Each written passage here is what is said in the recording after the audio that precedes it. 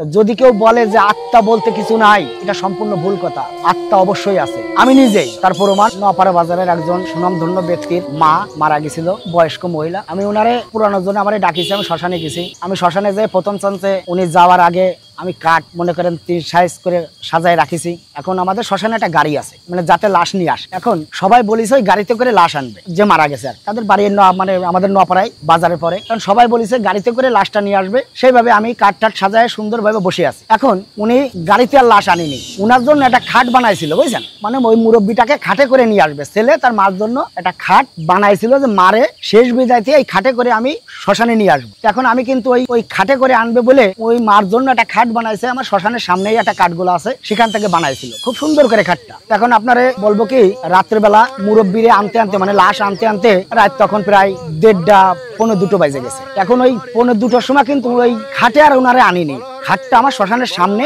কাঠগুলাই বানানো। আর ওই পৌনে 2টোর সময় কিন্তু উনারে আর খাটে আনিনি, ওরা ওই গাড়িতে করে নিয়ে আসছে, ভ্যানে করে। আচ্ছা, ভ্যানে করে নিয়ে আসছে। আমি আমার মতন উনারে নিয়ে গেছি, স্নান করাইছে, স্নান টান করাই শীতের পরে উঠাইছি। উঠে আমি কাঠ সব সুন্দরভাবে সাজায় গুজায় দিয়ে মুখে অগ্নি করে দিছি। মুরব্বী মানুষ, বয়স্ক লোক মারা গেছে। এখন সুন্দরভাবে কিন্তু আমি আগুন ধরাই দেওয়ার পরে আমি এসে বসে আছি। এখন আগুন জ্বলে আর কাঠ শুধু উপর থেকে নিচে পড়ে, আস্তে আস্তে কাঠও আমার পড়ে যাচ্ছে। যত আগুন জ্বলতেছে তত আবার কাঠ বেশি পড়তেছে। এখন আমাদের ওই বাঁশ আছে, বাঁশ দিয়ে সুন্দর করে আর কি কাঠ উঠানোর জন্য আগুনের কাছে তো বেশি যায় দাঁড়ানো যায় না। শীতের আগুনের পরে কোনো আগুন পৃথিবীতে নেই, তা ওই কোনো কায়দায় বাঁশ দিয়ে আমি কাঠগুলো উঠাই দিচ্ছি। আর ওই কাঠ একালখালি পড়তেছে, খুব ধুমো হচ্ছে এবং গুল্লি হচ্ছে, খুব বাতাস। যাই হোক, আমি দুর্বল না সুবল, আমার ধর্মের আমার ভগবানের নাম নিয়ে আমি ওই কাজগুলো করতেছি, সৎ কাজ করতে আইছি। আমি জানি যে আমি সৎ কাজ করতে আসছি, ভগবানের কাজ করতে আসছি, আমার ক্ষতি হবে না। যাক, আমার বাবা ভোলানাথের নামে আমি এই কাজগুলো বেশি করি। যাই হোক, এখন ওই কাঠ উঠাইতে উঠাইতে উপরে যে কাঠগুলো ছিল প্রায় কাঠ কিন্তু পড়ে গেছে, পড়ে যে এক পর্যায়ে উনি কিন্তু আগলা হয়ে গেছে, কাঠ উপরে আর নাই, সরে গেছে। এখন যখন সরে গেছে আগুন তো নিচে, কাঠের উপরে তার আগুন নাই। তখন এবার আমি কিন্তু ওই কাঠ আবার সুন্দর করে উঠে দিতে দিতে দিতে ওই কিছু কিছু দিচ্ছি আর দূরে এসে দাঁড়াচ্ছি, আগুনের তাপে দাঁড়াইতে পারতেছি না। এই করতে করতে মনে করেন যে 3 ঘন্টা 3.5 ঘন্টা আমার ওই সময় লেগে গেছে। পুরাই উনারে পুরায় সুন্দরভাবে গুছাই গাছাই দিয়ে, শ্মশানে কোনো মানুষ নাই, আমি একা আর উনার আত্মীয় স্বজন যারা ছিল ওই পুরার আগেই, মানে কলস আমাদের মধ্যে আছে, কলস পুরার পরে কলসটা ভেঙে দিয়ে শীতে ঠান্ডা করে দিয়ে চলে আসতে হয়। উনটা কিছু লোক চলে আসছিল, সিরেফ 2 জন ছিল, সেই 2 জন কলেজের জল লাইনে শীতে ঠান্ডা করে দিয়ে উন্ডাও চলে আসছে। আমার কাছে ভালো বন্ধু জিজ্ঞেস করে উন্ডাও চলে আসছে। এখন আমি লাস্টে গেটের তালা দেবো, তালা দেবো বলে আমি কিন্তু ওই গেটের কাছে গেট টাইনে দিয়ে কেবল দাঁড়াইছি। তখন আমার কাছে ছোট ছোট 2টো ছেলে আসছে, একটার বয়স সর্বোচ্চ গুলি 16-17, আর একটা বয়স সর্বোচ্চ গুলি 12-13। তো রেল লাইন আমাদের এখানে স্টেশনের পাশে, তো শ্মশানটা, তো রেল লাইনের পাশে আমি কেবল তালা দেবো, এই সময় ওরা 2 জন এসে হাজির হয়ে আমার বলতেছে, কাকা গেটে তালা দিয়েন না। আমি বলছি কেন?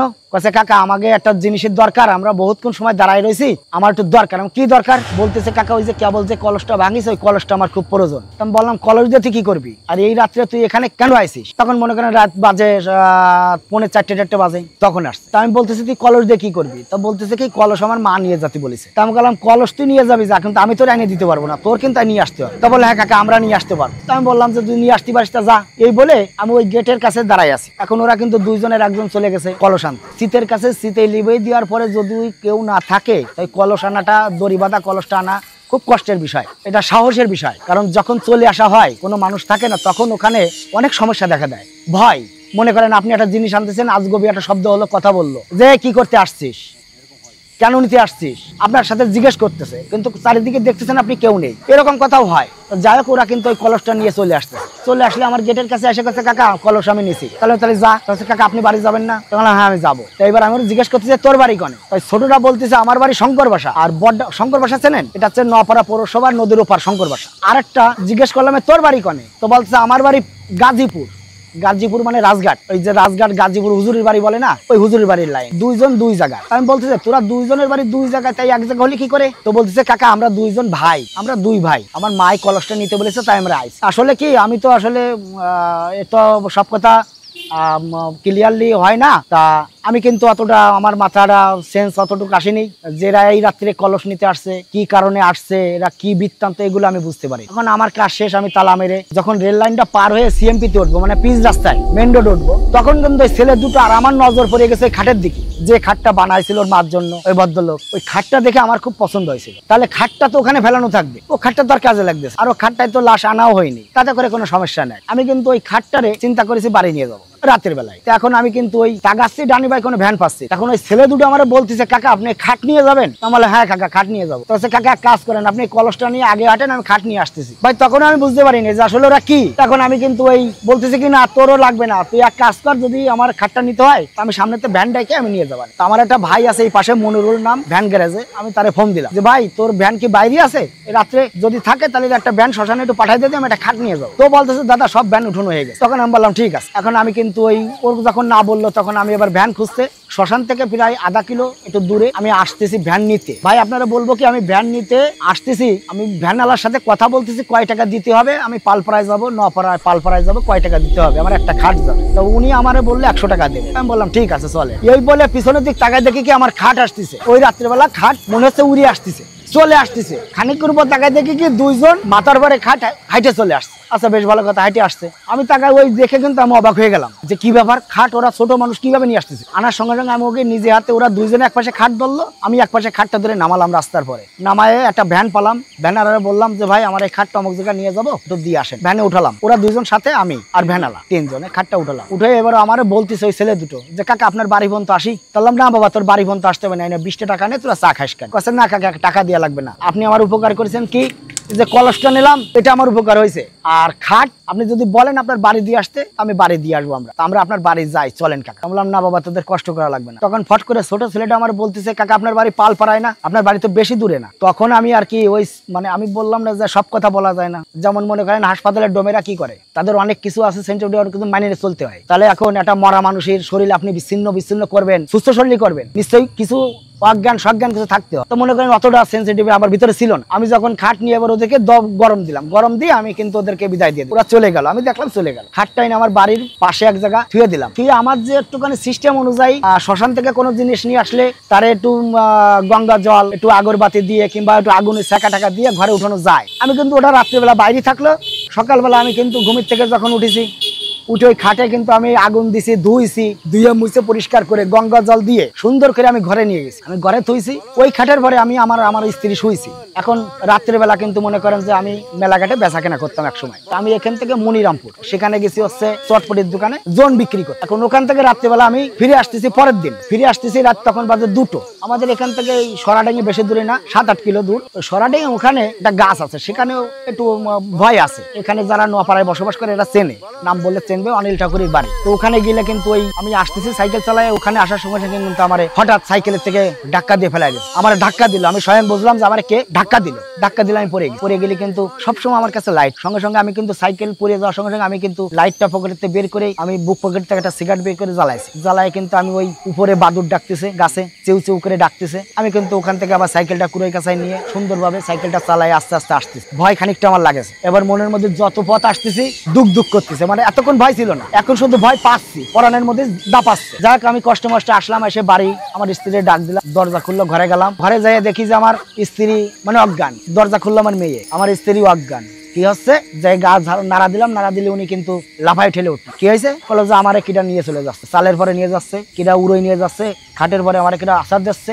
আমি মনে মনে ভাবলাম হয়তো দেখা যায় সারাদিন কষ্ট মষ্ট করে ক্লান্ত শরীর, ভুলবশত হতে পারে। আর আমারটাও মনে করলাম যে আমি হয়তো দেখা যাচ্ছে আচাক্কা কিছু হয়তো পড়িছে, ওটা আমার হতেই পারে। নর্মালি নিলাম, নর্মালি নিয়ে আমি আমার মতো চলতেছি, স্ত্রীর মতো চলতেছে। পরের দিন কিন্তু আমি যেখানে যাই আমার পাশ কিন্তু উনি থাকে। এটা আমি কিভাবে বুঝলাম আপনারা আমি পরে বলতেছি। এখন আমি কিন্তু ওই যেখানে যাই আমার শরীর সবসময় গরম থাকে, আমার মনে হয় পিছনে কে হাঁটি আসতেছে, আমার কেউ দাবড়াচ্ছে, এরকম একটা ভাব, মানে ভিতরে একটা আতঙ্ক সৃষ্টি যারে বলে। 2-3 দিন চলে গেলে ভাই আমার স্ত্রী হঠাৎ কিন্তু বুবা হয়ে গেল। বুবা, কথা বলতে পারতেছে না, হঠাৎ গাত পা ঘামায় টামায় বুবা হয়ে গেছে, কথা বলতে পারতেছে না, চোখ মুখ উল্টে গেছে। এর আগে আমার ঘরের চালের মধ্যে কিছু হাঁটতো না, ওই খাটটা নেওয়ার পরের থেকে আমার চালের পড়তে মনে হয় কি কে হাঁটে যাচ্ছে, ভেঙে চুরে ফেলাচ্ছে, এরকম একটা সমস্যা। যাক আমি অতটা মালুম করিনি। এখন ওই আমার স্ত্রী যখন বুবা হয়ে গেল, সঙ্গে সঙ্গে আমার একটা গুরুদেব আছে। সে গুরুদেব হচ্ছে আমাদের এই নোয়াপাড়া পৌরসভার মহিষাহাটি ডিগ্রি কলেজের প্রফেসর, তার নাম হচ্ছে চন্দন প্রফেসর।